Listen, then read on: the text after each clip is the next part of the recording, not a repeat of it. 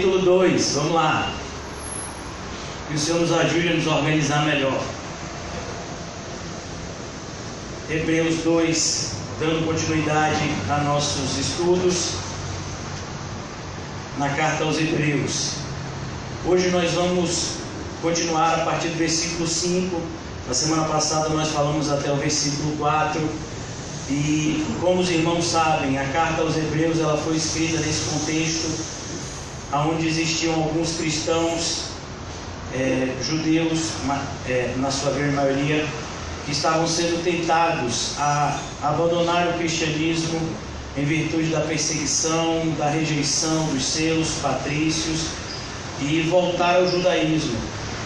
E o escritor da carta aos Hebreus, então, ele escreve defendendo e mostrando que tudo aquilo que existia no Antigo Testamento apontava para Cristo. Que o judaísmo pregado e ensinado na época de Jesus era um judaísmo pervertido, que não seguia de fato os princípios basilares da fé. Então o escritor aos Hebreus ele vai fazer uso de grande parte do Antigo Testamento para mostrar a Cristo e a missão de Cristo como a missão que cumpre todas as profecias e que de fato traz a redenção para o seu povo. Então, na primeira parte da carta, o esforço do escritor é justamente demonstrar que Jesus Cristo não era um simples homem, que Jesus Cristo ele era Deus aqui na terra. Como a palavra nos ensina, ele é o Emanuel, ele é Deus conosco. E agora, nesses dois primeiros capítulos, ele vai desconstituir um credo que existia no judaísmo, principalmente no judaísmo dessa época do primeiro século, que era uma idolatria crescente e disfarçada em relação aos anjos. Os judeus, na época de Jesus, eles tinham uma atenção especial aos anjos e muitos até buscavam esses anjos como portadores de bênção. E então, aqui nessa primeira parte, ele vai mostrar que a gente não deve buscar a anjos, que a gente deve buscar a Cristo. E nesse versículo 5 aqui, ele vai fazer uso do Salmo de número 8 e de outras passagens do Antigo Testamento, justamente para mostrar essa questão de Jesus 100% homem e 100% Deus. Por que isso é tão importante? Porque um anjo ele não poderia fazer expiação de pecado. Um anjo não poderia vir cumprir a lei. Por isso que quando Jesus, que sempre existiu enquanto Deus Filho, quando ele veio se tornar uma criatura, ele não se tornou um anjo. Ele poderia ter se tornado um anjo se ele quisesse, mas ele não se torna anjo. O anjo também é uma criação de Deus, maior em força, em inteligência, e diferente dos homens, mas também uma criação de Deus. Mas o escritor aos Hebreus vai mostrar como era importante que de Deus Filho ele viesse a se tornar um homem, para que a expiação da raça humana fosse feita. Um segundo ponto, eu estou dizendo essas coisas só a título de introdução, porque essa passagem é bem complexa e é importante que a gente estruture as nossas ideias, é que Deus, na sua infinita sabedoria e na sua soberania absoluta, ele escolheu não perdoar a anjos, ele escolheu perdoar somente aos homens. Então a gente vai ver que os anjos caíram, mas não há perdão para eles. Não há perdão para esses anjos caídos. Eles já estão separados para a destruição daquele grande dia, a saber, o lago de fogo e enxofre, a segunda morte, que nós conhecemos como inferno. Os anjos não vão ser alcançados pelo perdão de pecados. O perdão de pecados é exclusivo para os homens. E é por isso que Deus Filho, ele tem que se tornar um homem, para que esse perdão de pecados chegasse até aqueles que da raça humana Deus escolheu. Então, como eu disse a vocês, esse livro de Hebreus, ele exige de nós uma atenção muito grande, porque se nós tivermos uma compreensão correta do livro de Hebreus, nós vamos conseguir proteger a nossa fé do misticismo evangélico crescente nas igrejas de hoje. Você vai perceber, se você já visitou alguma das igrejas hoje em dia evangélicas, muitas, elas não cultuam abertamente a anjos, mas vivem pedindo a presença de anjos. Então, por exemplo, às vezes a pessoa está num culto e uma pessoa diz: tem um anjo de fogo ali, fica todo mundo emocionado. Você tinha que estar emocionado no culto porque Jesus está presente. Quando 2 ou mais estão presentes, eu estou no meio de vocês. Jesus é a fonte de toda a nossa alegria, não a presença de um anjo no nosso meio. Então, não estamos desprezando os anjos, mas queremos entender como a Bíblia entende, de que os anjos, como já disse aqui no capítulo 1, eles são ministros, eles são servos de Deus a nosso favor. Então, nós temos que tomar muito cuidado, porque o misticismo é muito grande. Por exemplo, se você já foi de alguma forma catequizado na igreja católica, você criou o hábito de acreditar em anjo de guarda, em anjo da guarda. Então, você tem até a oração do anjo da guarda. Quando eu era pequenininho me ensinaram: santo anjo da guarda, meu zeloso guardador, que a ti te confiou, não sei o que, divina, sempre me rege, me guarda, me protege. Então você ora para o anjo daqui, ora para o anjo de guarda o que, meu filho? O anjo de guarda não tem oração para ele, até porque não tem um anjo da guarda, pelo menos não na Bíblia. Então, quem nos guarda é Cristo Jesus. É Ele que disse: eu estarei com vocês até a consumação dos séculos. Todo o poder no céu e na terra me foram entregues. O poder não foi entregue na mão de anjos, o poder foi entregue na mão do Filho de Deus. Então é importante que nós venhamos a lutar contra esse misticismo, que é algo que a gente gosta. A gente gosta, naturalmente, é uma inclinação do homem carnal. E nós precisamos então despertar para uma verdadeira fé. Amém? Dito essas coisas, só a título de introdução, vamos agora nos debruçar no versículo 5 do capítulo 2 do livro de Hebreus. Não foi a anjos que ele sujeitou o mundo que há de vir, a respeito do qual estamos falando. E o escritor de Hebreus, ele já deixa bem claro: olha, eu quero que vocês tenham em vista o mundo por vir. Então, segundo a Bíblia, nós temos 2 tempos, por assim dizer: o tempo presente e o tempo por vir. O tempo por vir é justamente esse momento que nós viveremos ao deixarmos esse mundo presente. Então, ele força com que essas pessoas se preocupem com isso, porque muitas vezes nós somos tendenciosos a nos preocupar somente com aquilo que vemos. Então a gente se preocupa, e como a gente teve problemas técnicos aqui no começo, né? O cabo não estava funcionando direito, a gente não conseguiu o louvor direito, o irmão teve outras obrigações e não estava aqui, a irmã que louva também não pôde vir, e nós tivemos alguns problemas aqui pela manhã, né? Mas a grande importância do nosso ajuntamento nessa manhã não são os meios visíveis de adoração, mas são os meios invisíveis de adoração. Será que de fato o nosso coração está em Deus? Será que a nossa fé é genuína?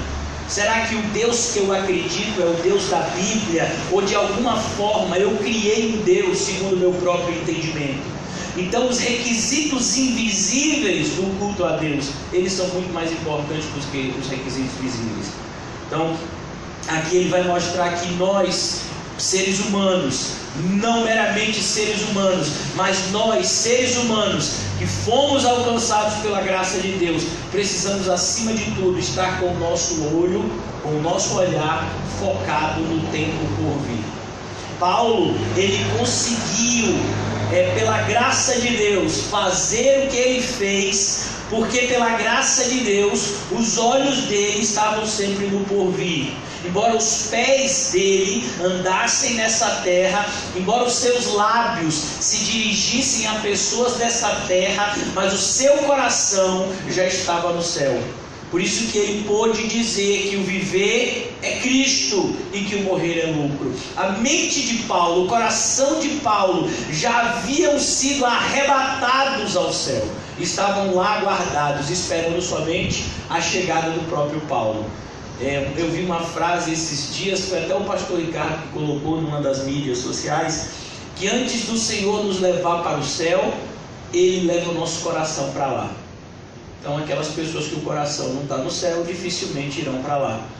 Por isso que Jesus nos ensina a analisarmos onde está o nosso coração. Me diga onde está o teu tesouro, me diga o que você mais valoriza no mundo presente, e eu vou dizer onde está o seu coração. Então o escritor dos Hebreus, ele mostra, olha, você na qualidade de cristão não pode nem sequer pensar em retroceder.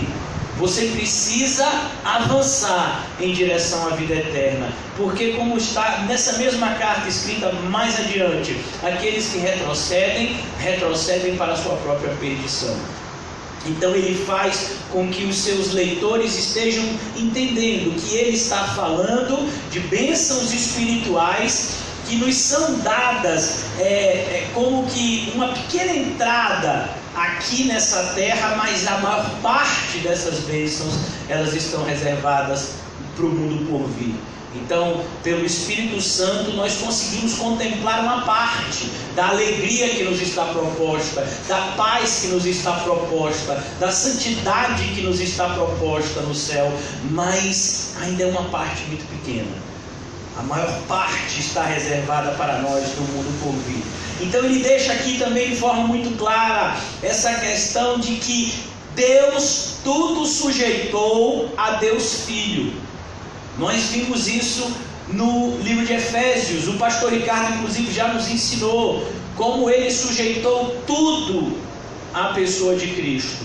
Então o próprio Jesus, ele diz: e todo o poder me foi entregue no céu e na terra. Então tudo está sujeito. Havia um entendimento do judaísmo corrente daquela época que quem governava o mundo eram os anjos, alguns anjos assim muito grandes. É por isso que Paulo vai falar em Colossenses a respeito dos rudimentos elementares. Esses rudimentos elementares eles entendiam como anjos poderosos que administravam determinados elementos e áreas da terra. E isso era uma crendice do judaísmo na época de Jesus, que nunca se firmou nos parâmetros da Bíblia. Então o escritor dos Hebreus deixa de forma muito clara de que os anjos eles não têm qualquer ingerência neles mesmos. Eles são servos de Deus. Eles só vão fazer aquilo que Deus Pai, Deus Filho e Deus Espírito Santo assim ordenarem previamente. Então não foi a anjos que ele sujeitou o mundo que há por vir. Então o Senhor Jesus é aquele que manda neste mundo e manda no porvir. Ele é o Rei da Glória, a respeito do qual estamos falando. Então ele diz: nós estamos falando daquele que todas as coisas estão sujeitas a ele. Versículo 6: mas alguém em certo lugar testemunhou. E o escritor dos Hebreus era uma pessoa muito erudita, assim. Por isso que algumas pessoas, teve um desses pais da igreja que assim depositavam todas as suas fichas que o escritor de Hebreus teria sido Apolo, né? Por conta dessa erudição, dessa eloquência, dessa escrita assim cheia de palavras rebuscadas. No original você ainda tem uma compreensão de uma pessoa bem intelectualizada assim na sua época, uma pessoa que tinha familiaridade com os termos. Então ele diz: alguém em certo lugar. Quem foi esse alguém? Esse alguém foi Davi. E esse certo lugar é o Salmo de número 8. Vamos lá no Salmo 8 para a gente entender o que está falando essa passagem. É bem legal quando você conhece a Bíblia, irmãos, e aí você pode defender a sua fé. Que o Senhor nos ajude a sermos obreiros aprovados. Então aqui no Salmo de número 8, a gente já sabe que esse Salmo é de Davi. Davi escreveu esse Salmo. E olha o que Davi vai falar aqui: Senhor, Senhor nosso, como é majestoso o teu nome em toda a terra. Tu cuja glória é cantada nos céus, dos lábios das crianças e dos recém-nascidos firmastes o teu nome como fortaleza por causa dos teus adversários, para silenciar o inimigo que busca vingança. E agora ele vai de fato abrir uma espécie de doxologia, um louvor em relação a tudo aquilo que Deus criou. Então ele diz: quando contemplo os céus, obra dos teus dedos. Então ele está dizendo: meu Deus, como o Senhor criou essa obra tão vasta, tão grandiosa, a lua e as estrelas que ali firmaste. Pergunto: o que é o homem para que com ele te importes? E o filho do homem para que com ele te preocupes? Davi fica inculcado com isso, sabe? É como se a gente estivesse olhando o planeta Terra lá do espaço, sabe? O homem não dá nem para ver se tem homem aqui ou não. Às vezes, quando a gente está lá num avião, a gente olha para uma pessoa aqui embaixo, ela fica parecendo uma formiguinha, né? Às vezes você está num prédio alto, né? E você olha para baixo, as pessoas parecem como que formigas. E Davi, então, ele tem esse estado de contemplação, onde ele diz: meu Deus, como o Senhor criou todas essas coisas. Mas sabe o que é mais impressionante, irmãos, para nós que já estudamos o livro de Gênesis? É que Deus criou todas essas coisas para o homem aproveitar. Olha que coisa, que Deus maravilhoso. Por isso que ele criou o homem no sexto dia. Ele podia ter feito o homem e ter dito: ó, senta aí e assiste o que eu vou fazer para você. Mas ele não, ele preparou todas as coisas antes e depois só então fez o homem. Como Deus maravilhoso. Davi não entende tamanha graça. Versículo 5: tu fizestes pouco menor do que os seres celestiais. E essa parte aqui é bastante enigmática, porque no original hebraico a palavra é Elohim. Essa palavra Elohim, ela pode ser traduzida tanto quanto para Deus. Muitas vezes quando nós lemos Deus no Antigo Testamento, a palavra traduzida é a palavra em hebraico Elohim. Mas essa palavra Elohim, ela também pode significar seres celestiais. Aí quando a gente vai lá para o livro de Hebreus, vocês sabem que a carta aos Hebreus foi escrita em grego, né, como grande parte do Novo Testamento. O escritor aos Hebreus, ele tem acesso a uma versão da Bíblia judaica, que é o Antigo Testamento, chamado Septuaginta. Essa Septuaginta, ela tem esse nome porque foram 70 escribas, durante 70 dias, eles traduziram todo o Antigo Testamento para o grego. E quando esses escribas fizeram a Septuaginta, na tradução do Salmo, dessa palavra Elohim, eles colocaram anjos. Então o escritor aos Hebreus, ele tem acesso a essa versão grega e ela faz uso dessa. Então por isso que quando a gente vai ler lá em Hebreus essa referência em relação ao Salmo 8, lá em Hebreus vai dizer: fizeste um pouco menor do que anjos. Porque quando foi traduzido do hebraico para o grego, eles preferiram colocar a palavra anjos. Eles acharam mais condizente com aquilo que estava sendo dito no Salmo. Mas aqui, eu estou fazendo uso da tradução chamada NVI. Eles colocaram essa expressão, seres celestiais, porque justamente essa palavrinha em hebraico é a palavrinha Elohim, que é traduzida tanto como Deus, como também seres celestiais, que conhecemos como anjos. Então, tu fizeste um pouco menor do que os anjos e coroaste de glória e de honra. E aqui, irmãos, ele está falando justamente do propósito de Deus na sua criação. O propósito de Deus na criação era justamente colocar o homem como coroa da criação. Por isso que quando ele fez Adão, ele disse: Adão, você vai reinar sobre todos os seres. Você vai reinar sobre toda a natureza. E para provar que de fato o domínio da natureza havia sido dado a Adão, Deus então coloca Adão para dar nome aos animais.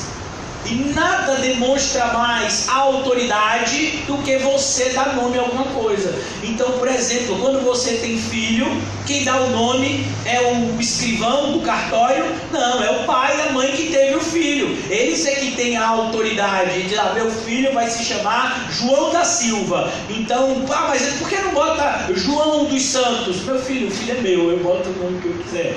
Então, aqui a gente vai ver como essa autoridade ela é bem demonstrada lá na criação. Deus cria o homem como essa coroa da criação. Mas a gente já sabe o que aconteceu no capítulo 3 de Gênesis. O que foi que aconteceu? O homem perdeu.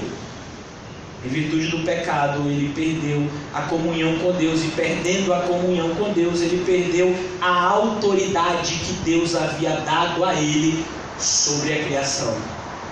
E então vem Cristo, o segundo Adão, como diz Paulo, e vai e recupera esse poder. E a gente vai ver como Cristo tem poder sobre a criação. Vocês se lembram da parte em que Jesus chega, ele está assim na beira do lago lá, e aqui eu tenho Pedro, aqui André, aqui tem os discípulos aqui, todo mundo aqui pescador, amém?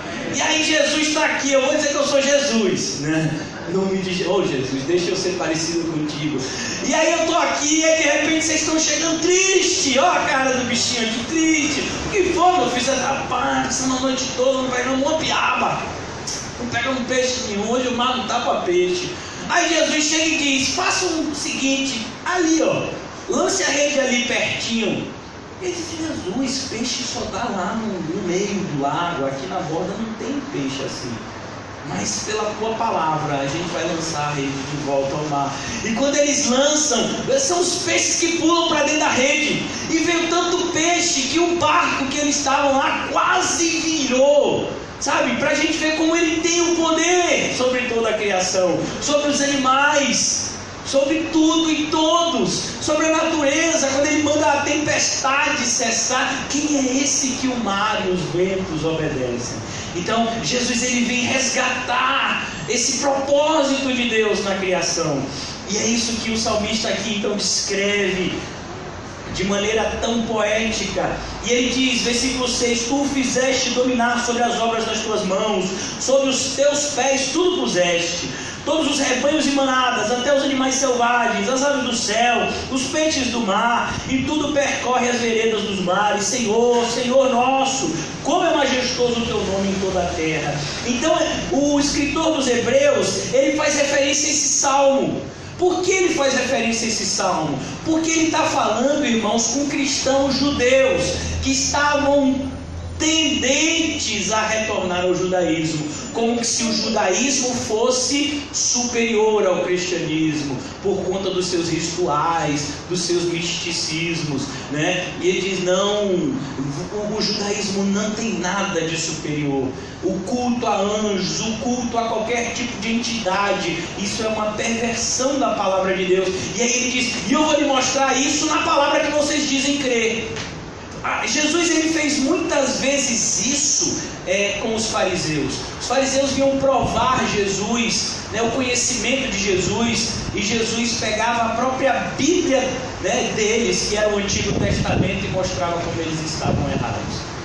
Então, certa feita, eles perguntam a respeito da ressurreição. E Jesus, vem cá, o que está escrito aí na Bíblia de vocês? Os saduceus perguntam acerca da ressurreição. E os saduceus, irmãos, eles só acreditavam nos 5 primeiros livros da Bíblia. Para os saduceus, os demais livros da Bíblia não eram levados em conta. Eles achavam que só o que Moisés recebeu lá de Deus é que valia. Então os saduceus, eles não acreditavam em anjos, eles não acreditavam em ressurreição. E eles eram a classe mais dominante, assim, eram as pessoas mais ricas e poderosas da época. E eles vão tentar Jesus, justamente querendo mostrar para Jesus que não tem sentido vida depois da morte. E aí Jesus ele vem e diz, vem cá, o que tem na Bíblia de vocês aí, no Pentateuco? Que Deus é o Deus de Abraão, Isaac e Jacó. Deus não é Deus de mortos, Deus é Deus de vivos. Se Abraão e Jacó tivessem simplesmente mortos, se eles não tivessem ido para a glória, Deus não faria referência mais deles. Então, justamente aqui, irmãos, a mesma apologética é usada, né? Essa palavra apologética significa defender um ponto de vista. Então, o escritor dos Hebreus, ele está defendendo como Cristo é superior aos anjos, Cristo é superior a tudo e a todos, e tudo e todos estão sujeitos a Ele. Então, ele vai fazer referência nesse Salmo de número 8, e ele diz assim: o que é o homem que te importes, e o filho do homem para que com ele te preocupes? Versículo 7, tu o fizestes um pouco menor do que os anjos. Se lembra que eu falei para vocês? Que aqui o escritor dos Hebreus, ele já coloca logo anjos direto. E o coroastes de glória e de honra, tudo sujeistaste debaixo dos teus pés. E aqui, irmãos, tem gente que diz assim: agora peguei você. Porque quando você pega o capítulo 1 e principalmente aqui o capítulo 2, esses dois capítulos, o escritor dos Hebreus, ele está iniciando o seu ponto de vista, mostrando que Cristo é superior aos anjos. Depois ele vai dizer que Cristo é superior à lei, tudo isso no decorrer da carta. Mas nesses primeiros capítulos ele quer mostrar que Cristo é superior aos anjos. Mas o que diz o Salmo de número 8? Que ele foi feito menor do que os anjos. Então tá vendo aí, você errou. Não, ninguém errou nada. Ele está querendo mostrar justamente essa perfeição na criação de Deus. Por que Jesus teve que ser feito homem? Como eu já disse a vocês no começo, porque somente a raça humana seria alcançado pela graça salvadora de Deus. Por isso que ele não foi feito um anjo, porque os anjos caídos não há perdão de pecados para eles. O perdão de pecados é para os homens. Então Deus Filho, ele teve que no seu estado de humilhação vir como simples homem mortal. Porque se ele viesse como anjo, ele não poderia morrer. Anjo não morre. Tanto não morre que eles vão ser lançados lá em prisões eternas, né? E Deus criou os anjos de uma forma diferente dos homens. Então Deus teve que se fazer homem para vir resgatar o homem. Que coisa preciosa. É isso que o escritor dos Hebreus está querendo mostrar. Então ele mostra isso, que apesar de Jesus viver aqui na terra como um homem tão comum como ele viveu, a ponto das pessoas se escandalizarem quando Jesus começou a pregar, e então quando começou a se cogitar que ele de fato seria o Messias, as pessoas prontamente respondiam: mas esse não é o filho de Maria? Ele não é o carpinteiro lá de Nazaré, que o pai dele também é o carpinteiro José? Esse daí é o Messias? Esse homem tão comum. Jesus, ele era uma pessoa tão normal, tão como a gente, do ponto de vista físico, né? Que fique bem claro.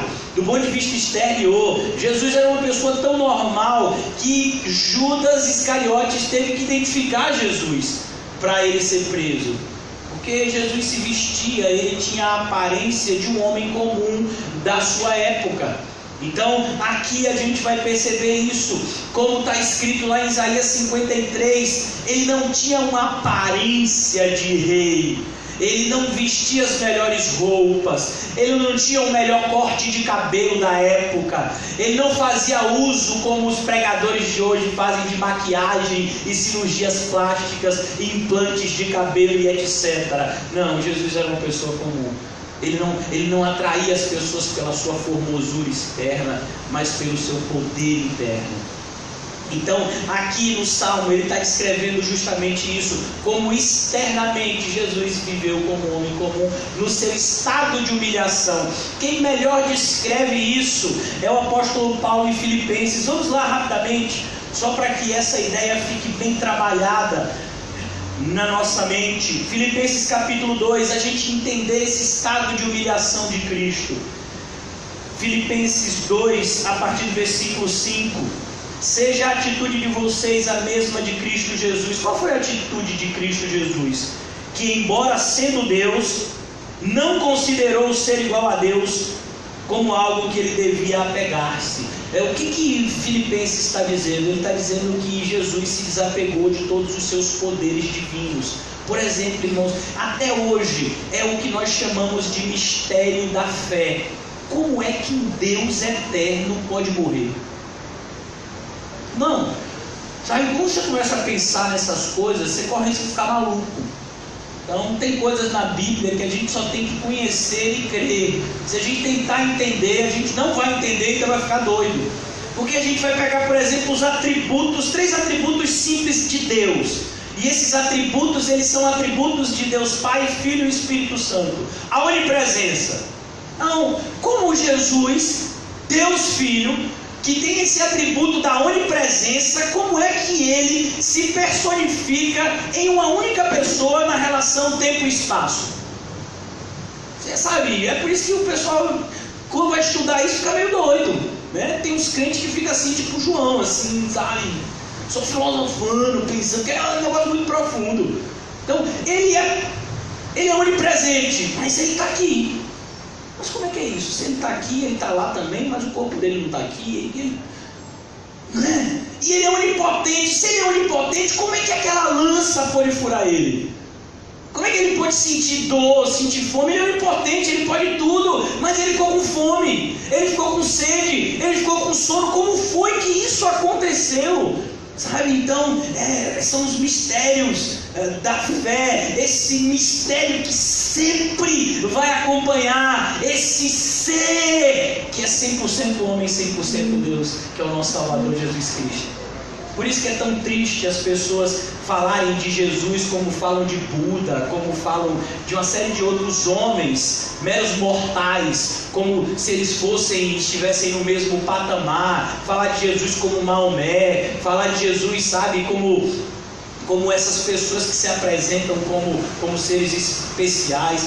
Não, irmãos, Jesus é incomparável, porque Ele é o único que é 100% homem e 100% Deus. Por isso que Ele é tão apaixonante. Quanto mais você se aproxima dEle, quanto mais você contempla, sabe, a silhueta dEle, a aparência espiritual dEle, mais você se apaixona pelo seu Salvador. Então Ele diz: tudo de fato esteve sujeito aos pés dele. Ele foi esse homem que veio para redimir a criação caída, a criação que havia sido amaldiçoada pelo pecado de Adão. Eu não sei se vocês se lembram do que está escrito lá em Gênesis capítulo 3.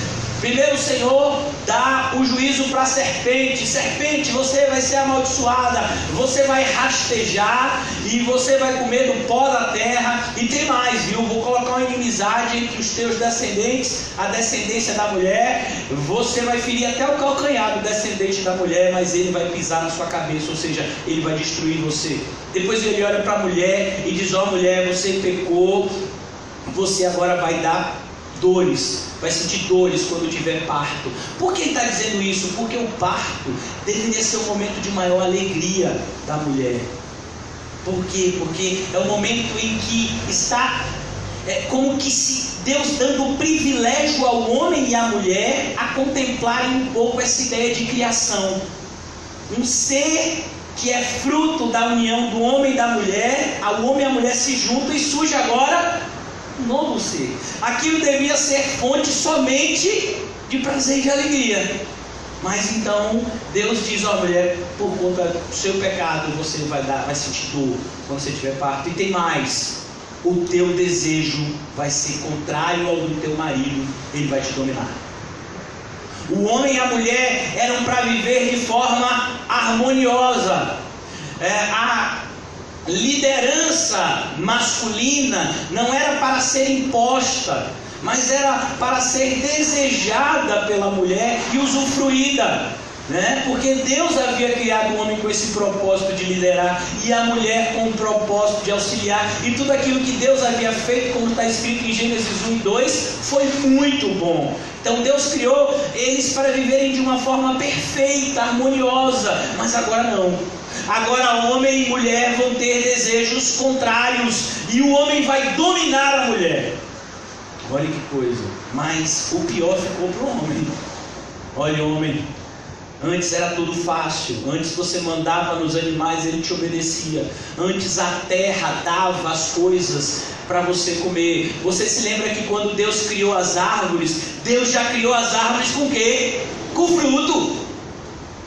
Adão não teve que ficar esperando com fome. Rapaz, será que essa jaqueira vai dar jaca? Quando? Não, quando Deus criou tudo, já estava tudo ali pertinho. É por isso que o lugar onde Deus colocou o homem no mundo tão grande foi chamado de jardim. Você já foi no jardim? Jardim é um lugar rodeado de flores e de frutos. Então tudo era fácil para o homem ali. O homem só tinha que o quê? Que usufruir de toda aquela criação maravilhosa de Deus. E toda tarde, na viração do dia, Deus ainda vinha o quê? Conversar com o homem. Olha que coisa maravilhosa. Mas depois do pecado, o Senhor virou para Adão e disse: Adão, o negócio vai mudar.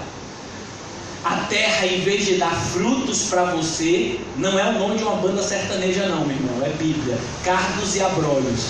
Rapaz, eu vou botar o nome, a minha banda evangélica vai ser chamada Cardos e Abrolhos. Não faça isso não, pelo amor de Deus. Cardos e Abrolhos são justamente ervas daninhas. Então diz agora: você vai comer o pão de dores, Adão. Agora para você, meu filho, comer qualquer coisinha vai ter que suar a camisa.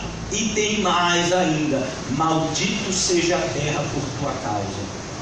Então a criação agora ela é amaldiçoada. É por isso que você vai ver animais devorando um ao outro. É por isso que você vai ver os fenômenos que a gente vê climáticos, como tsunamis e tantas outras coisas destrutivas, terremotos que matam tantas pessoas. Tudo isso é em virtude da queda do homem. O pecado agora entra e suja a criação perfeita que Deus havia feito. Mas então Deus envia a si mesmo, Deus Filho, e Ele vem com esse propósito de redimir toda a criação. Olha que maravilha. Ele vem agora com esse propósito de redimir. Então tudo sujeitaste debaixo aos teus pés. E ainda aqui no finalzinho do versículo 8: e ao lhe sujeitar todas as coisas, nada deixou que não lhe tivesse sujeito. E ele faz questão de deixar muito claro: ele sujeitou tudo, e foi tudo mesmo, não ficou nada de fora. Por quê? Ah não, então os anjos estão de fora. Não, os anjos também estão sujeitos. E os demônios também estão sujeitos. E a galáxia vizinha também está sujeita. E Marte, e Plutão, Urano, Netuno, Saturno, está tudo sujeito a Deus. Tudo está sujeito a Ele. Tudo está sujeito a esse ser tão especial que é 100% homem e 100% Deus. Por isso que eu intitulei a mensagem de hoje de O Homem que Veio do Céu. Sabe? É por isso que Jesus vai usar essa figura de linguagem. Ele diz: só entende do Pai aquele que veio do alto. Sabe por que vocês não entendem o que eu estou falando? Porque vocês são daqui de baixo. Então Jesus é aquele homem que ele veio do alto, ele veio do céu para cumprir a missão que ele, o Pai e o Espírito Santo haviam juntos determinados cumprir. Então agora porém ainda não vemos que todas as coisas estejam sujeitas. E o escritor de Hebreus deixa bem claro, porque assim, nós contemplamos essas coisas pela fé, mas agora no tempo presente a gente não vê ainda isso. O que a gente vê é o quê? É Satanás ainda exercendo um pouco de autoridade que ele tem, no pouco de tempo que ele tem para perverter a criação. A gente que está estudando aqui às terças-feiras à tarde o livro do Apocalipse, nós estudamos no capítulo 12, que quando Satanás foi expulso do céu, ele caiu aqui na terra, e ele caiu com grande fúria, porque ele sabe que pouco tempo lhe resta. Então a gente ainda não vê.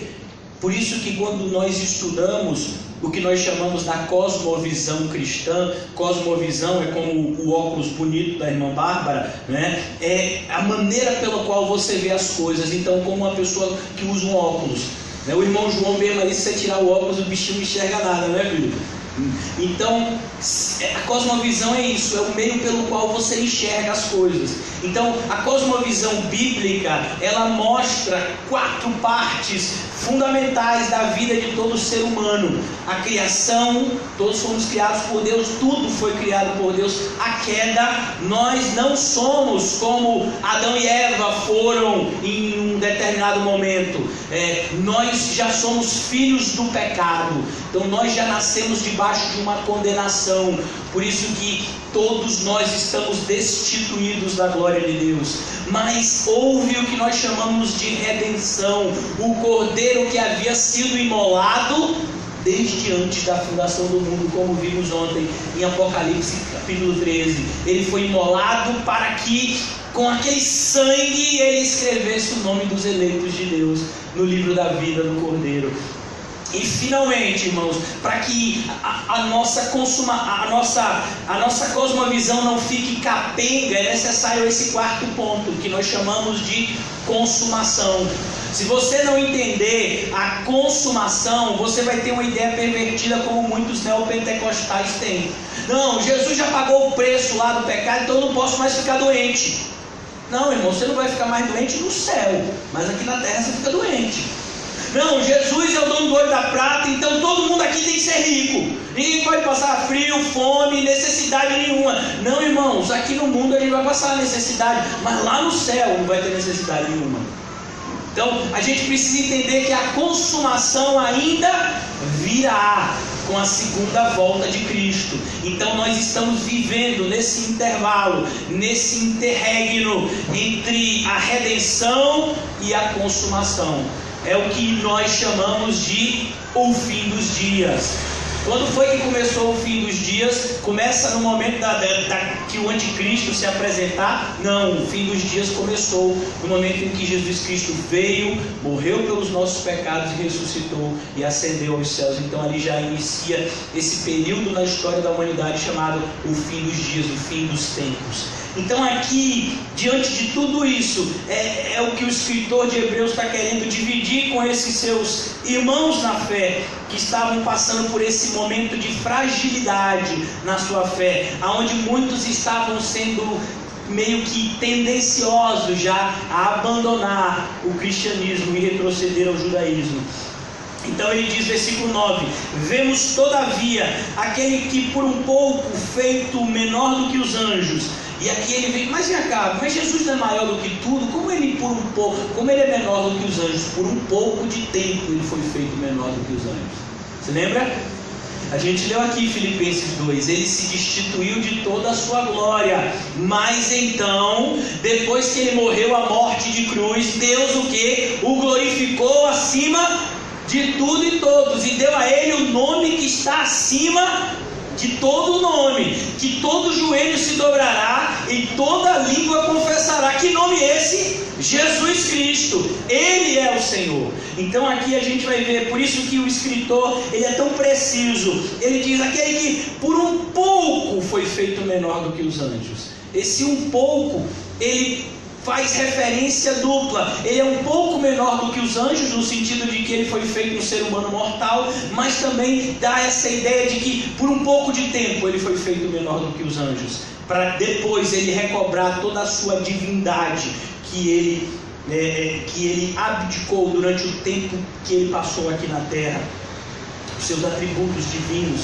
Vemos todavia aquele que por um pouco foi feito menor do que os anjos, Jesus, coroado de honra e de glória por ter sofrido a morte, para que pela graça de Deus, em favor de todos, experimentasse a morte.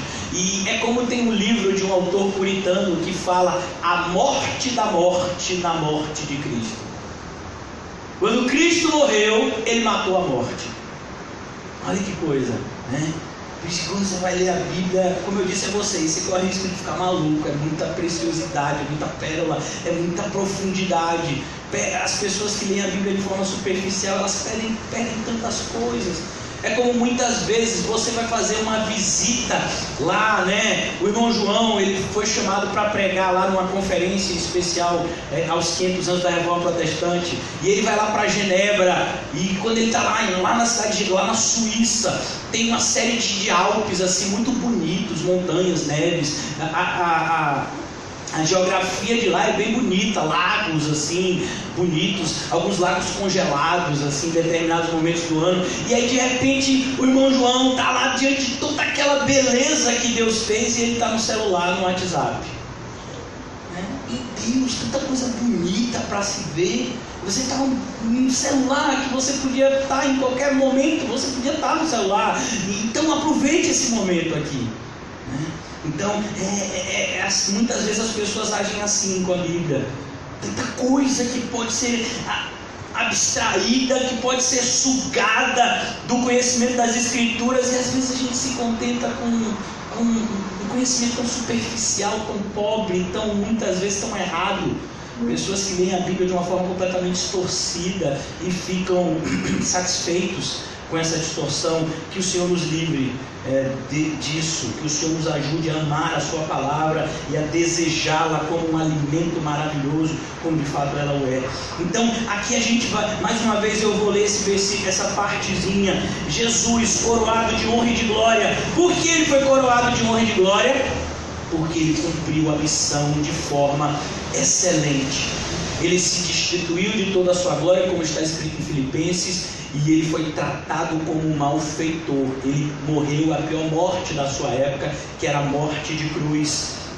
Mas por que ele fez isso? Por um propósito, para que pessoas de todos os povos, línguas e nações fossem comprados com o seu sangue para Deus. Por isso que você foi comprado. É por isso que a salvação não é algo que pode se perder, porque a salvação não pertence a nós, a salvação pertence àquele que nos resgatou. A grande pergunta é: será que eu fui salvo?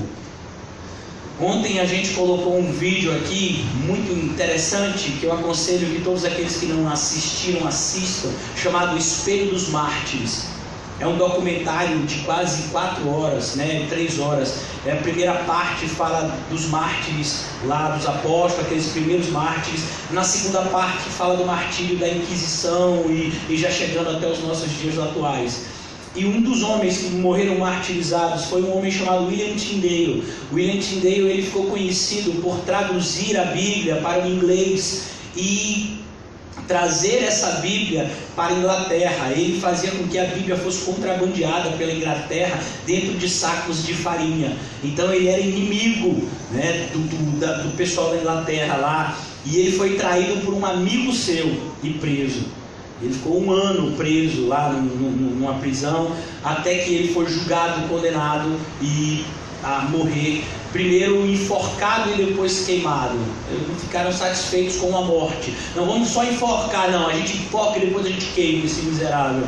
E diante dos seus acusadores, ele falou justamente isso, porque a acusação deles era que ele estava ensinando algo contrário à verdade de Deus. Era assim que estavam acusando ele. E disseram assim: então quer dizer que você diz que o homem é salvo só por fé, sem obras? E ele disse: não sou eu que digo isso, é a Bíblia. E ele recita para essas pessoas Efésios capítulo 2. E aí ele explica, e é justamente essa explicação dele que eu quero fazer uso aqui. Ele explica e diz assim: olha, o fruto de uma árvore, ele não muda a árvore, ele simplesmente evidencia a árvore. Então muitas vezes você vai lá em uma fazenda e você vê uma série de árvores. Você, rapaz, que árvore é aquela ali? Rapaz, eu não sei. Aí você chega perto e vê uma laranja. Será que é uma macieira? Não, não é uma macieira, Se dá laranja, deve ser uma laranjeira. Então o fruto, ele vai evidenciar a árvore, mas ele não muda a árvore. Ele não faz a árvore boa ou má. O fruto é somente a evidência se essa árvore é boa ou má. Assim são as nossas boas obras. As nossas boas obras, elas não compram para nós a salvação e nem garantem a nossa salvação. Elas somente são a evidência se nós fomos salvos ou não. Se formos salvos, nós vamos produzir as boas obras. Se não formos salvos, se só estamos enganados pelo nosso próprio coração, nós vamos viver externamente como crentes, mas internamente como descrentes, porque nunca fomos regenerados. Nunca fomos feitos nova criatura. Mas Jesus Cristo, ele veio, ele morreu essa morte, para que a graça de Deus em favor de todos, ele experimentasse a morte. Então ele experimentou a morte em nosso lugar, de tal forma que quando João fechar os olhos, ele não vai morrer. Como assim ele não vai morrer? Não, você é crente? Sou crente, então você não vai morrer. Os outros vão pensar que você morreu, mas você não vai morrer. Vamos fechar o olho aqui e você já vai abrir o olho do céu. É numa fração de segundos. Então, para você, para mim, em nome de Jesus, a gente não morre mais. A gente não passa por esse processo de morte. né? Morte fala de separação. A ideia de morte na Bíblia é sempre a ideia de separação. Então nós temos na Bíblia, de maneira assim bem resumida, 3 expressões de morte. A morte espiritual, aquela que aconteceu no jardim do Éden, quando o homem foi separado espiritualmente de Deus. Você tem a morte física, quando o corpo e a alma se separam. E você tem a morte eterna, quando as pessoas, os anjos caídos e as pessoas que não adorarem a Cristo, mas adorarem ao anticristo, eles serão lançados nesse lago de fogo e enxofre, a saber, a segunda morte. Essa segunda morte é a morte eterna, é uma separação eterna do homem em relação a Deus. Então a gente vê sempre a morte como uma separação.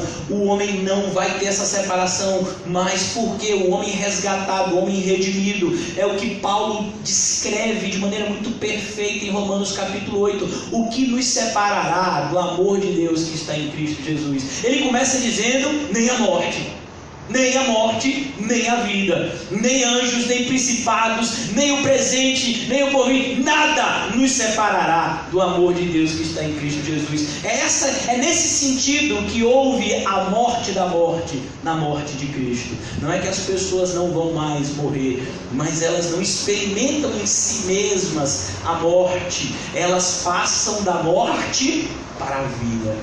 Então, elas fecham os olhos aqui na terra e já abrem os olhos num lugar maravilhoso, ao lado do seu Salvador. A gente vê o Senhor usando, de uma espécie de figura para nos mostrar isso em Lucas capítulo 16, aquela que a gente conhece como a parábola do rico e Lázaro. Então, quando Lázaro morre, ele já vai direto para o céu, os anjos vêm buscar ele. Então, é nesse sentido, ele experimentou a morte para que nós não viéssemos a experimentá-la. Versículo 10: ao levar muitos filhos à glória, convinha que Deus, por causa de quem e por meio de quem tudo existe, tornasse perfeito, mediante o sofrimento, o autor da salvação deles. Olha que maravilha! Bom, quando a gente lê esse negócio, a gente fica aleluiado. Ao levar muitos filhos à glória, a morte de Cristo, meu amado irmão Dori Edson, rapaz, que nome do Dori Edson, né? De autoridade, Então, aqui tem outro aqui de autoridade, é Berlim, então, descendente de Eber, dos primórdios lá da Bíblia. Então a ideia aqui é justamente essa. Olha, irmãos, o que foi que aconteceu? Jesus fez tudo isso para nos resgatar. Essa é a ideia de levar filhos à glória. Mais uma vez, a referência de Romanos: aos que predestinou, chamou; aos que chamou, justificou; e aos que justificou, glorificou. Então Jesus vai glorificar você em determinado momento. Quando ele fala glorificar, isso, eu e você vamos receber um novo corpo, um corpo incorruptível, repleto, feito com a mesma glória divina, a qual nós passaremos a eternidade ao lado do nosso Deus Criador e Salvador. Então, ao levar muitos filhos agora, perceba, a salvação é por todo mundo? Não podemos de nenhuma forma abraçar uma doutrina herética que cresce no seio da igreja hoje em dia, que é o universalismo. Então, o que essa doutrina universalismo defende? Como o próprio nome diz, universalismo, o universo inteiro. Então, essa doutrina defende a ideia de que Deus vai salvar todo mundo no final. Que é como que o inferno e a condenação fosse uma história de bicho-papão. Então Deus fala do inferno só para você ficar assustado e fazer as coisas direitinho, mas no final Ele não vai mandar ninguém para o inferno, Ele vai levar todo mundo para o céu. Isso não é bíblico. Se existe uma condenação eterna, existe uma salvação eterna. Se existe uma salvação eterna, existe uma condenação eterna. Uma outra ideia tão herética quanto o universalismo é uma ideia defendida pelos, eu creio que os adventistas, os testemunhos de Jeová, eles defendem essa ideia. Não sei se outra seita herética também, mas eu sei dessas duas que defendem uma ideia herética chamada aniquilacionismo. Então, segundo essas pessoas, após o juízo, segundo esses grupos heréticos, após o juízo, as pessoas não vão passar a eternidade num lugar sofrendo, elas vão ser aniquiladas. Então, aquelas que não forem para o céu, elas não vão sofrer por toda a eternidade, elas simplesmente vão deixar de existir. Isso também não tem parâmetro bíblico. Por que que o homem cria isso? Porque a ideia de inferno é uma ideia extremamente desesperadora. E o mais desesperador de tudo é que a maioria vai para lá. A maioria dos seres humanos que vivem hoje na Terra e que já viveram na Terra antes de nós, a maioria foi e vai para esse lugar de sofrimento eterno. Grande maioria vive e morre em oposição a Deus e aos seus princípios. Por isso que isso valha de atenção para cada um de nós, que nós fiquemos atentos em relação à nossa própria vida, à nossa maneira de viver. Então, ao levar muitos filhos à glória, muitos, não todos, convinha que Deus, por causa de quem e por meio de quem, por causa, aqui é o motivo, por causa de Cristo e por meio de Cristo, ele não é somente a causa, ele também é o meio, Deus abençoasse as pessoas, por causa de quem e por meio de quem tudo existe, sabe? Ele é a causa e ele é o meio. E aí você fica mais uma vez com uma interrogação. É por isso que eu falei até isso ontem no estudo, só tem dúvida quem estuda. Quando você vê uma pessoa dizendo assim, não, aqui eu já sei, né? Ou quando você vai conversar com algum evangélico e diz, não, eu sou conhecedor da palavra. Então você já sabe que entenda-se, né? Eu não sei nada de Bíblia. Porque aquele que sabe um pouquinho da Bíblia, ele tem dúvida em relação a um monte de coisa. E aqui a gente vê isso. Por causa de quem, por meio de quem tudo existe. Então, ele é a causa. Como assim? A gente viu isso ontem, quando a gente estudou o Apocalipse aqui no capítulo 13, vocês se lembram, a maioria de vocês estava aqui ontem, quando nós lemos que diz, olha, só não vão adorar a besta quem? Aqueles que têm o seu nome escrito no livro da vida, não só da vida não, no livro da vida de quem? Do Cordeiro que o quê? Que foi imolado, que morreu antes da criação do mundo. Como assim? Mas Adão só pecou depois da criação do mundo. Como é que o Cordeiro foi imolado antes da criação do mundo? Deus já sabia de tudo. Deus já havia providenciado. Antes de Adão e Eva serem criados, Deus já havia providenciado a redenção. Porque para nós, irmãos, é que existe o tempo conhecido, o tempo é passado, presente e futuro. Para Deus não existe isso. Para Deus só existe o eterno. E sabe, são coisas como essas que às vezes a gente fica com a mente um pouco cheia demais. Então, o Cordeiro foi imolado. Não, Cristo só vai ser imolado milhares de anos depois de Adão. Não, ele foi imolado antes da fundação do mundo. Porque Deus é aquele que tem o controle absoluto. Desde o começo ele já sabe do fim. Por quê? Porque ele é o arquiteto de toda a criação. Não é porque ele é um vidente. Tem pessoas que defendem a predestinação por presciência. Você já deve ter ouvido essa doutrina herética. Quem defende é um pai de heresias chamado Silas Malafaia.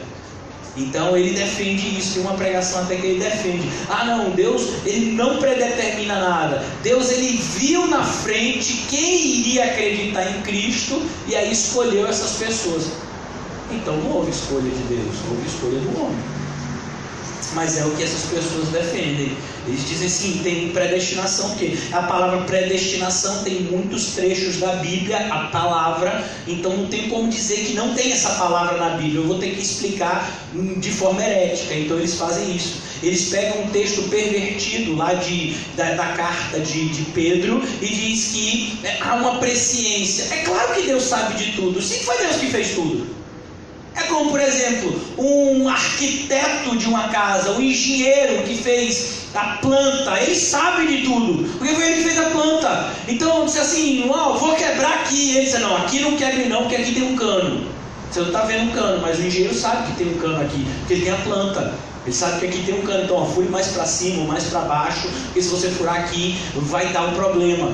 Então, Deus ele é o arquiteto da criação. Ele não é um vidente que vê na frente uma pessoa escolhendo a ele e o elege. Não tem nada disso. Mas as pessoas criam. Toda toda essa criação de heresias é só por um motivo. Toda heresia vem de um único motivo. Qual é? Roubar a glória de Deus. Foi o que a serpente tentou fazer no céu e foi expulso. Foi o que a serpente tentou e conseguiu fazer com Adão e Eva, e eles foram expulsos do jardim do Éden, porque eles tentaram roubar a glória de Deus. Essa foi a tentação da serpente em relação a Eva. Olha, se comer desse fruto, você vai ser como Deus. Mas ninguém é como Deus. E eu acho maravilhoso, porque quando Deus vai expulsar Satanás do céu, ele envia um arcanjo. Sabe como é o nome desse arcanjo? Miguel. Sabe o que significa Miguel? Ninguém é como Deus. Então, para aquele que quer ser como Deus, Deus tem um arcanjo que diz: olha, ninguém é como Deus. Esse Deus é perfeito demais. A gente fica maravilhado com ele. Então, por causa e por quem tudo existe, é o que João vai escrever lá no início do seu evangelho. Ele diz: no princípio era o Verbo, e o Verbo estava com Deus, e o Verbo era Deus, e nada foi criado sem ele. Tudo foi criado por meio dele. Olha que maravilha. Essa é a mesma visão aqui em Hebreus. Tornar-se perfeito mediante o sofrimento, o autor da salvação deles. E aqui a gente tem que tomar cuidado para a gente não se confundir, porque às vezes a gente lê assim, diz assim, para que tornasse perfeito. Então quer dizer que Cristo precisava se tornar perfeito? Ele não era perfeito? Ele era perfeito. Essa ideia de tornar perfeito é dar cumprimento ao plano. Então qual era o plano? O plano é que Cristo deveria nascer, deveria viver, deveria ensinar ao povo, e depois ele iria morrer uma morte expiatória por aquele povo que ele resgatou. Então, quando ele diz aperfeiçoar, ele não está dizendo aperfeiçoar a Cristo, mas trazer cumprimento à obra de Cristo. Essa é a ideia do escritor dos Hebreus. Por isso que a gente tem que tomar cuidado. Assim como eu disse a vocês, tenho sempre dito isso, Hebreus a gente passa bem devagarzinho, para que a gente não tenha uma ideia que nos afaste da verdade, mas para que a gente, através dessa carta tão preciosa, nos aproximemos ainda mais do trono da glória do nosso Salvador. Então, tornar-se perfeito mediante o sofrimento, o autor da salvação deles. Quem é Cristo? É o autor da salvação. O que é um autor? É aquele que escreve a obra. Então, por exemplo, o irmão João está preparando um comentário em Romanos. Já tem alguns anos que ele está preparando esse comentário em Romanos. O material está ficando bonito. Ele já fez até o capítulo 13, só falta concluir o finalzinho. Então, quando ele terminar o livro, ele vai botar lá, autor João Guzmão, mas ele bota embaixo, só lhe deu glória. A glória é só de Deus. Mas o autor é aquele que faz. Então Cristo, ele é o autor da salvação. Ele veio e pôs em prática o plano de salvação que havia sido predeterminado de maneira conjunta pela Trindade eterna, Deus Pai, Deus Filho e Deus Espírito Santo. Mas Deus Filho é aquele que vem e cumpre o plano dele. Ora, tanto o que santifica quanto os que são santificados provém de um só. Então, aqui ele diz, olha, tanto aquele que santifica quanto aquele que é santificado, eles provêm de um só. Quem é? Deus. Tudo provém de Deus. Então, o próprio Deus Filho, ele em determinado sentido veio de Deus. Ele se despiu da sua divindade e veio para a terra. Por isso ele diz, Jesus não se envergonha de chamá-los de irmãos. E aqui a gente fica escandalizado. É isso que deixa a gente... quando Paulo fala, o amor de Cristo nos constrange. Olhem que coisa. A pessoa de Cristo é algo tão maravilhoso, que mesmo os seus irmãos, os seus meio-irmãos terrenos, eles não se sentiam à vontade para chamar Jesus de irmão. Você vai ver dois irmãos de Jesus que têm cartas na Bíblia, Tiago e Judas, e eles falam de Jesus como Senhor, como Kyrios é a palavra. Ele é o Senhor de tudo. Mas Jesus se apresenta a mim e a você como irmão. Olha que coisa. Como está escrito, mais uma vez fazendo referência. Esse livro tem várias referências do livro de Romanos. Lá no livro de Romanos vai dizer que a vontade de Deus é que Jesus fosse o primogênito entre muitos irmãos. Então todo aquele que Jesus salva, ele regenera. E esses regenerados, eles recebem uma nova natureza, uma natureza divina, que fazem com que eles se pareçam com Cristo e possam ser chamados de irmão. Então, Jesus, ele é o nosso Senhor, ele é o nosso Criador, Jesus é o nosso Deus, mas ele também é nosso irmão. E é isso que é escandaloso. Como é que o Deus de todo o universo é meu irmão? Por causa da sua encarnação. Percebeu agora por que ele teve que ser feito menor do que os anjos? Para que ele pudesse nos comprar para ele. E não nos comprar simplesmente como servos, mas ele nos adotou como filhos. E por quanto somos filhos de Deus, somos irmãos de Cristo. Sabe, é isso que o escritor de Hebreus quer que os leitores entendam, a maravilha e o privilégio que o cristianismo veio trazer ao mundo. Você agora não é um servo, você agora não é simplesmente um amigo de Deus, você é um filho de Deus e irmão do próprio Deus Filho. Olha que coisa maravilhosa. A gente podia ficar nesse versículo aqui durante um ano só maravilhado com essa ideia tão preciosa. Jesus é meu irmão. Irmão fala de proximidade, mas irmão fala, sabe de quê, irmão? De igualdade.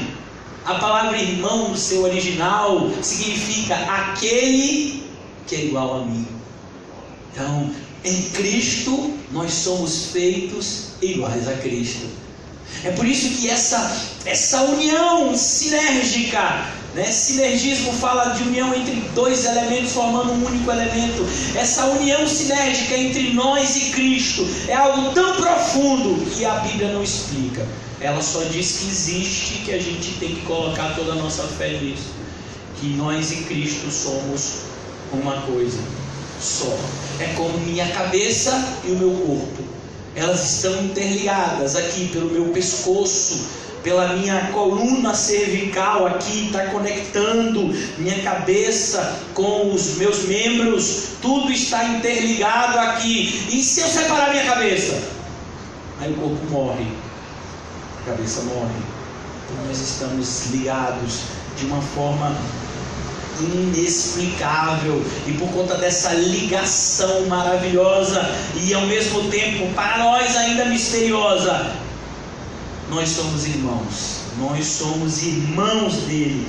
Versículo 12, eu já estou caminhando para a conclusão. Versículo 12: por isso, Jesus não se envergonha de chamá-los de irmão. Ele diz: proclamei o teu nome a meus irmãos, na assembleia te louvarei. E também nele porei a minha confiança. E novamente ele diz: aqui estou com os filhos que Deus me deu. Olha que maravilha. Isso tudo é fazendo referência a essa união de Cristo e a igreja. É por isso que os cristãos não podiam retornar ao judaísmo. Eles iam perder essa preciosidade. Eles iam jogar tudo no lixo por uma religião que não podia salvá-los, que é o judaísmo. Eles não deveriam retornar aos preceitos da lei, porque a lei não salva ninguém. A lei só evidencia que estamos mortos. A lei é o exame lá que se chama, que faz lá no IML, né? É o exame lá que comprova, fulano morreu por isso e por isso. É a lei, né?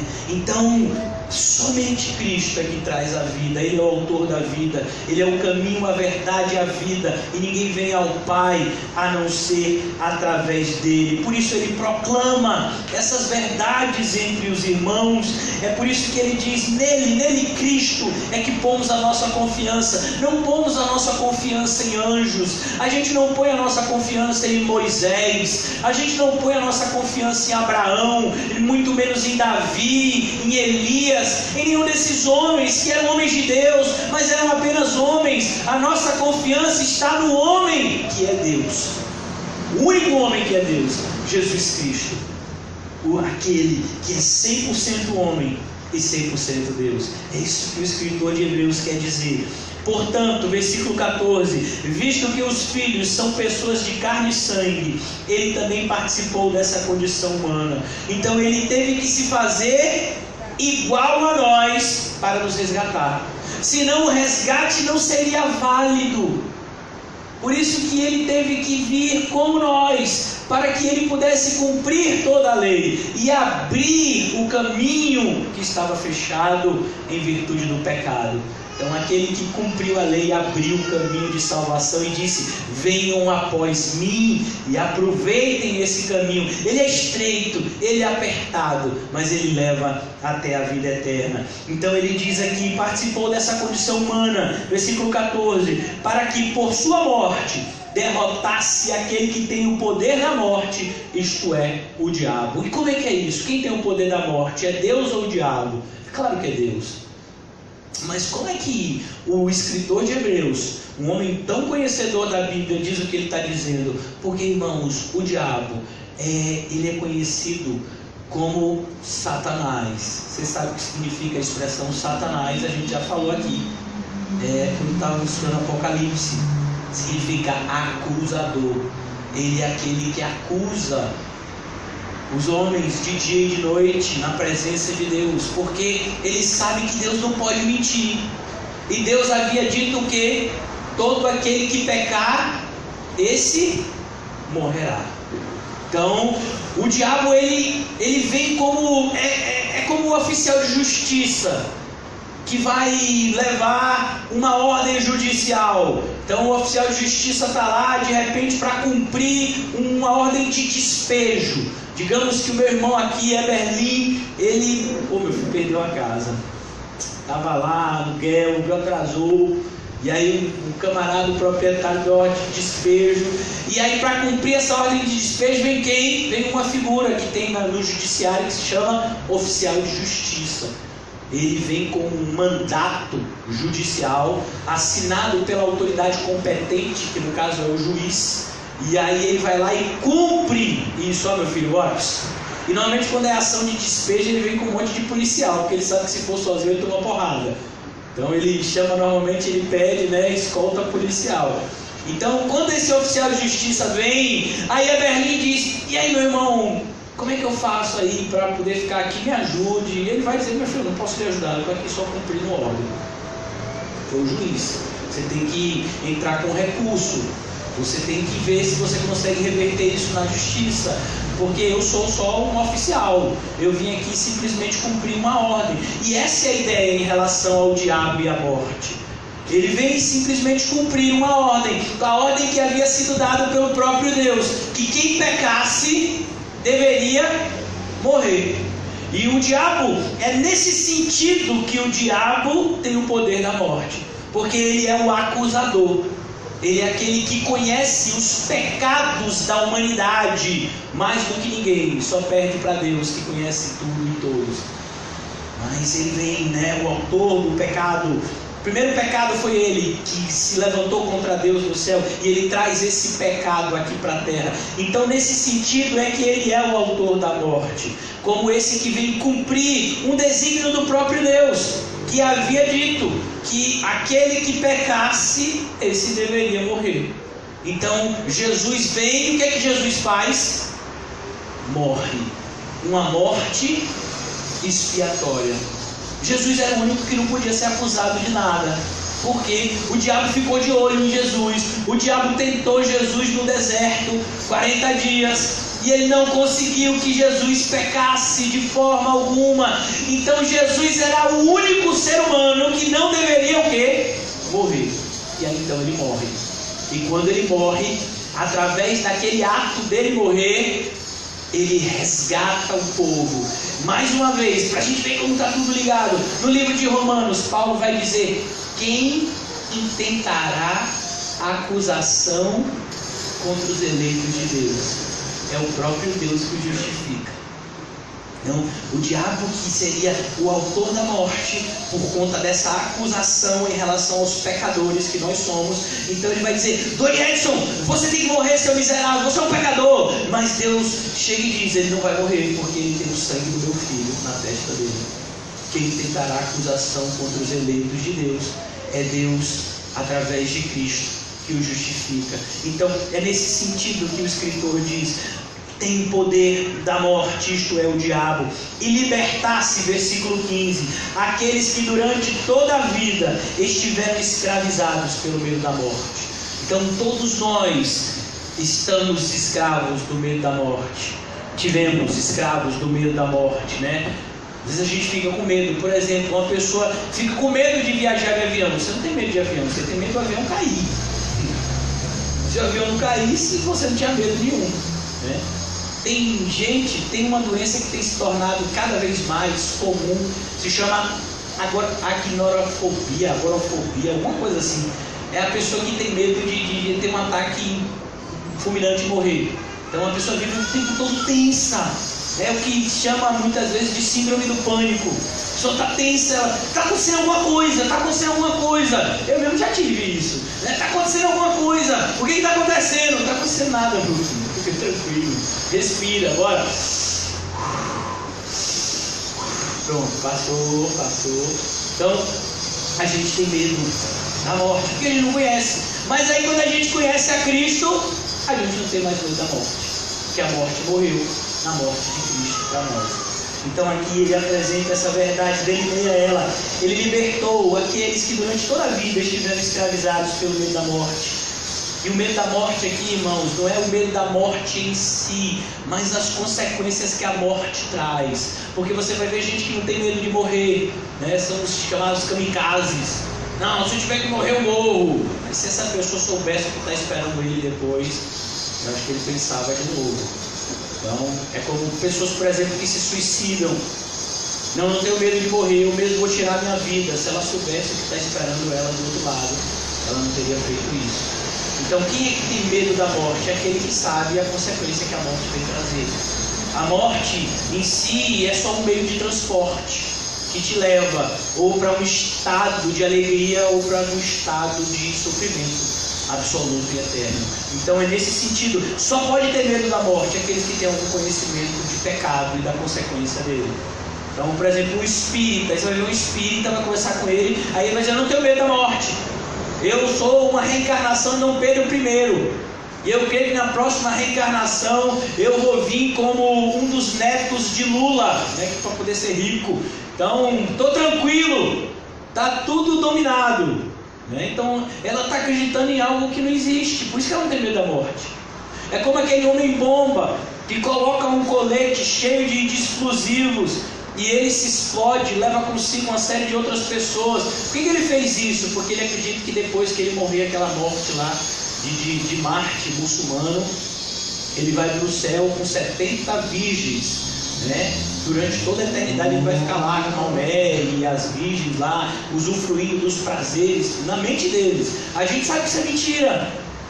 Então, quando ele está falando do medo da morte, ele está falando do medo da morte para pessoas que sabiam a respeito do pecado original, que sabiam a respeito da consequência que aquele pecado gerou na raça humana, a inimizade, o afastamento de Deus. Então, quando uma pessoa tem medo da morte, ela tem medo de se encontrar com Deus, porque ela sabe que é um pecador miserável e que ela não merece se encostar em Deus, e quando ela morrer essa separação vai ser maior ainda. Então só pode ter medo da morte, de fato, aqueles que têm algum conhecimento de pecado, justiça e juízo.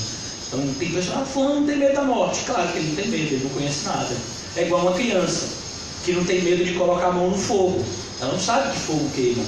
É uma criança que muitas vezes não tem medo de entrar no mar que está cheio de onda, ela não sabe que um mar cheio de onda pode matar ela afogado. Uma criança que às vezes sai correndo, brincando no meio da rua, ela não tem ideia que pode vir um caminhão, um carro atropelar e matar ela. Então ela não tem ideia dessas coisas, por isso que ela não tem medo. Se ela entendesse que o mundo tem perigos muito grandes, ela seria uma pessoa mais comedida. Então é nesse sentido que ele diz que nós estávamos escravizados pelo medo da morte, mas quando nós cremos em Cristo, o nosso pecado foi pago e por conta disso nós fomos libertados desse medo. Versículo 16: pois é claro que não é a anjos que ele ajuda, mas aos descendentes de Abraão. Foi o que eu falei para vocês no início. Ele não perdoou os anjos caídos e nem os perdoará. Tem uma igreja nos Estados Unidos, eu não sei se eles ainda estão fazendo isso. Eles estavam orando pela conversão de Lúcifer, né? Pô, pai, vamos orar para ver se Deus regenera, né, os demônios. E eles eram anjos antes de ser demônios. Então, já que Deus regenera seres humanos, por que Deus não pode regenerar um anjo? Vamos orar. Pessoa, né, coisa boa, o demônio virar anjo. Irmão, não foi o propósito de Deus fazer isso. E ele deixou bem claro na Bíblia que as únicas pessoas que são alcançadas pelo perdão, pela regeneração, pela expiação, pela purificação vindouras do sangue de Jesus são os homens. Então tomemos bastante cuidado. Tem gente que diz assim: eu acho que meu cachorro vai para o céu, né? Porque meu cachorro, da expiação, o sangue de Jesus, meu cachorro é crente. Quando eu boto louvor lá na igreja, quando eu boto louvor lá em casa, ele sempre fica falando no rabinho. Ô irmão, não vá nesse caminho não, que... Não, eu tenho um papagaio que ele recita o Pai Nosso todo. Será que ele não vai para o céu? Não. O céu é para as pessoas redimidas. Se vai ter animal lá no céu, aí eu já não sei, porque eu não fui lá ainda. A Bíblia não diz nem que sim, nem que não. Mas o que eu posso garantir é que o sangue de Jesus não foi para redimir os animais, mas para redimir a raça humana, aqueles que da raça humana ele elegeu. Então é claro que não é anjos que ele ajuda, mas aos descendentes de Abraão. Descendentes de Abraão, entenda, não segundo o sangue, mas descendentes de Abraão pela fé. Mesma fé que Abraão tem é a fé que nós cristãos temos, que Deus providenciou um cordeiro para si. Essa era a fé de Abraão. Versículo 17: por essa razão era necessário que ele se tornasse semelhante aos seus irmãos em todos os aspectos, para se tornar sumo sacerdote, misericordioso e fiel com relação a Deus, e a fazer propiciação pelos pecados do povo. Era isso que o sacerdote fazia uma vez por ano. Vocês sabem, vocês já conhecem a história, né? Uma vez por ano o sumo sacerdote, ele sacrificava um cordeiro perfeito de 1 ano de idade. Ele tirava o sangue desse cordeiro aqui pela jugular, colocava-se numa espécie de tigela, e então ele pegava uma espécie de esponja, de palha, meio que uma palha, e aspergia aquele sangue sobre as pessoas. E aí então a ideia de propiciação. O que significa propiciação? É a ideia de tornar agradável. Nós estávamos em inimizade com Deus por conta do pecado, mas aquele sangue nos tornou propício a Deus novamente. Então nós fomos reconciliados. Esse ato era feito uma vez por ano. O sumo sacerdote fazia. Esse ato podia perdoar pecado? Não. Ele era só o símbolo de algo que aconteceria com a vinda de Cristo. É por isso que ninguém foi salvo pela lei.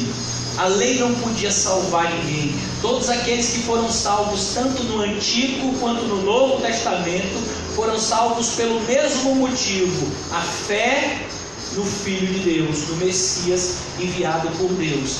Aqueles do Antigo Testamento acreditavam no Messias que viria. Nós acreditamos no Messias que já veio. Então, essa é a ideia. A lei não podia salvar. Talvez você diga: mas pastor, então para que tudo isso? Para que quando Cristo viesse a gente pudesse contemplá-lo na sua totalidade. Quando você pega o livro de Levítico e vê a quantidade de sacrifícios que Deus havia determinado para o seu povo, você consegue entender um pouco melhor a obra de Cristo. O que Cristo veio fazer quando ele veio aqui na terra. Quão grandiosa foi a obra que o nosso Salvador veio fazer, pois o pecado havia nos separado de forma muito grande de Deus, mas o poder do sangue de Jesus foi maior do que o poder do nosso pecado e nos reconciliou de volta com Deus. Então é nesse sentido que ele é como que um sumo sacerdote misericordioso e fiel, que fez a propiciação de uma vez por todas do pecado do povo. Então aqueles que creem em Cristo Jesus, eles recebem de maneira espiritual a aspersão do sangue dele, e por conta dessa marca do sangue, agora nós somos filhos de Deus, reconciliados com Deus. Versículo 18, vamos concluir aqui nessa manhã. Porque tendo em vista que ele mesmo sofreu quando tentado, ele é capaz de socorrer aqueles que também estão sendo tentados.